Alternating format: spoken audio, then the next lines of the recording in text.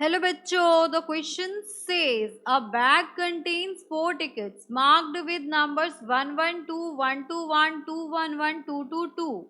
One ticket is drawn at random from the bag. Let EI, where I is equals to 123, denotes the event that ith digit on the selected ticket is 2. Then which of the following is not correct? Now options are E1, E2 are independent. E2 and E3 are independent. E3 and E1 are independent. E1, E2, E3 are independent. तो यहाँ पर इस question को solve करने के लिए हम की कंसेप्ट यूज करेंगे that is probability of E1 intersection E2 is equals to probability of event into probability of E2. This is the case for independent events. अगर मेरे events independent हैं उसके लिए फॉर इंडिपेंडेंट इवेंट्स उसके लिए ये आपकी कंडीशन है। अब यहाँ पर हम चेक करते हैं सभी के बीच में कंडीशन अप्लाई करके। तो यहाँ पर आपके पास जो नंबर है टिकट पे वो 112 है, देन नेक्स्ट 121 है, नेक्स्ट इज 211 एंड 222, यही कंडीशन है आपके पास। अब यहाँ पर आई रिप्रेजेंट करते हैं, तो अगर मैं E1 की बात करूं तो E1 क्या हो जाएगा आपके पास फर्स्ट डिजिट पे या आपका 2 होना चाहिए, तो इसमें एलिमेंट्स हो जाएंगे 211 एंड 222। अगर मैं E2 को डिफाइन करूं तो यहाँ पर आ जाएगा आपके पास तो 121 एंड 222। देन यहाँ पर अगर E3 की बात करें तो E3 that will be 112 and 222। अब यहाँ पर E1 के आने की प्रोबेबिलिटी क्या होगी? तो probability of E1 will be equals to कितने एलिमेंट्स है? 2 डिवाइडेड बाय टोटल कितने एलिमेंट्स है? तो ये 4 है, तो यहाँ से इसके आने की प्रोबेबिलिटी हो गई 1/2। probability of E2 event will be यहाँ से again 2/4 which is equals to 1/2। probability of E3 will be equals to 2/4 which is again equals to 1/2। तो अब इंडिविजुअल कंडीशन हम चेक करते हैं। अगर हम यहाँ पर probability of E1 intersection E2 find out करें तो वो क्या हो जाएगा आपके पास, यहाँ देखिए E1 इंटरसेक्शन E2, इन दोनों में कॉमन क्या है? तो इन दोनों में एक ही नंबर कॉमन है दैट इज 222। तो ये हो जाएगा आपके पास तो 1/4 बिकॉज यहाँ पर फेवरेबल आउटकम आपका 1 है एंड टोटल पॉसिबल नंबर्स क्या है 4 हो जाएंगे। इन द सेम वे हम E2 intersection E3 find out करें, यहाँ पर भी आपका कॉमन यही नंबर होगा।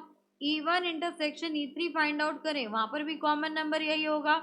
तो यहाँ से आगे आपके पास probability of E2 intersection E3 that will also be equals to 1/4 probability of E3 intersection E1 that is also equals to 1/4। अब यहाँ पर अगर हम probability of E1 into probability of E2 कर दें तो यहाँ पर 1/2 into 1/2 which is equals to 1/4। यहाँ पर probability of E2 into probability of E3 ये कर दें तो ये भी आ जाएगा आपके पास 1/2 into 1/2 which is equals to 1/4 and probability of E3 into probability of E1 that will be equals to 1/2 into 1/2 is equals to 1/4। तो यहाँ से हम कह सकते हैं that is E1 and E2 are independent events। ये मेरे independent events है, कौन से? एक पेयर ये मेरा, देन E2 and E3 एक पेयर ये, एंड E3 एंड E1 ये सारे पेयर्स मेरे इंडिपेंडेंट इवेंट्स है। बट तीनों इंडिपेंडेंट नहीं है, but E1 E2 E3 are not independent events. ये मेरे इंडिपेंडेंट इवेंट्स नहीं होंगे। अब चेक करते हैं कैसे। अब probability of E1 intersection E2 intersection E3, इन तीनों में कॉमन आपके पास एक ही नंबर होगा, वो हो गया आपके पास 222। 1 अपॉन टोटल पॉसिबल नंबर्स कितने 4।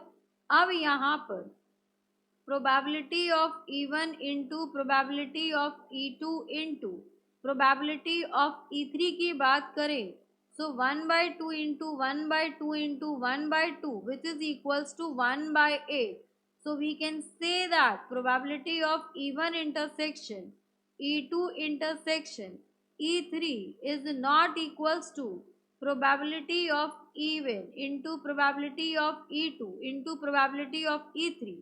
Therefore, events E1, E2, E3 are not independent. ये आपके तीनों इवेंट्स इंडिपेंडेंट नहीं है, लेकिन अगर हम इनके पेयर्स की बात करें तो यहाँ पर इनके पेयर्स E1, E2 सिर्फ दो दो अगर हम इवेंट्स को कंसीडर करें तो ये आपके इवेंट्स इंडिपेंडेंट होंगे। अब क्वेश्चन में हमसे पूछा गया है कि which of the following is not correct, तो यहाँ पर ऑप्शन डी आपका करेक्ट नहीं है कि E1, E2, E3 मेरे इंडिपेंडेंट इवेंट्स है। So this is the final answer. Hope you understood it very well. Thank you so much. Best of luck.